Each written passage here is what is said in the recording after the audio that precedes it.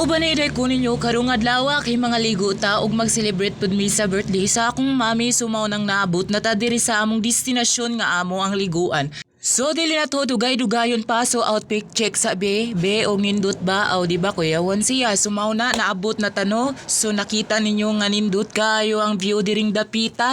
So ang ikaduha kay ang dagat so di ba nakita ninyo nindot kaayo ang dagat tin-aw kaayo og wala gibawd. So dili na nato dugay-dugayon so manganta na ta og happy birthday ug magampo na ta.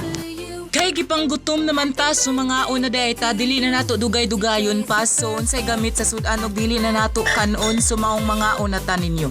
Mapuna na sad niya among timbang sumaplatan na sad ang ligid sa sakyanan. Kay man naman tagpangaon so dili na nato dugay-dugayon so mga ligo na ta. O nakita ninyo nga nilayat na ang butanding diha. So kay wala naman tay buhaton so magdive-dive sa day tap. Kay na timing man nga wala nakaligo diriya sumaw nang nag-slide-slide sa dayta para ma-feel nato unsa day kanindot diriya. Maumbis ka nun sa nimo kadaghang problema taga-ay ug higayon nga malipay ka.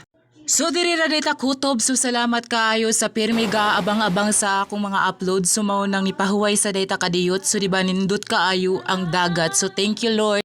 Bye-bye!